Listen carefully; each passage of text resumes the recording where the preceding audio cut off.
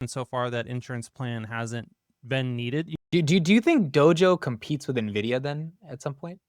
The goal is definitely for it to do that. I mean, and it's Elon's insurance plan against NVIDIA, and so far that insurance plan hasn't been needed. It's like he wanted to have Dojo so that at least if NVIDIA failed to deliver stuff that could train video, then he still had a backup plan. NVIDIA, I think, has over delivered on expectations, and Dojo at this point has under delivered. But, it's just the first revision of a product, and it does take, those cycles in order to get it better. And so the hope is that Dojo 3 architecture is something that could compete with NVIDIA. And, one of the interesting things about Dojo 3 is that if it can compete with NVIDIA, like NVIDIA's, general platform does AI across all different modalities.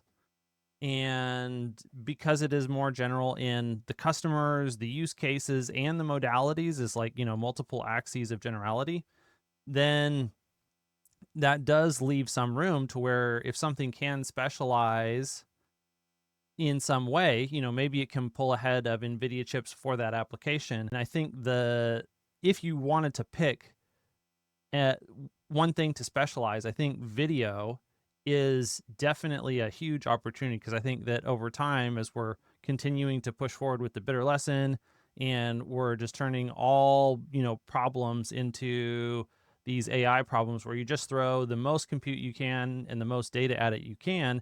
And then, as your compute and data resources grow, the addressable number of problems that you can solve at superhuman levels continues to grow.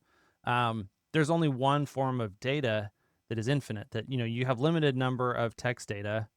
You have a lot more limited, audio data is good and it does scale, but you can't learn as much from audio data as you can from video data. And so video data is just the ultimate source of infinitely scalable data that, whether you're looking at the level that humans, naturally see, or whether you're zooming into microscopic things and learning about, the subscale world, or zooming out to look at the macro scale world and space, if you can put a camera on it and see it, you can learn about it and you can create a world model based off of what you can see.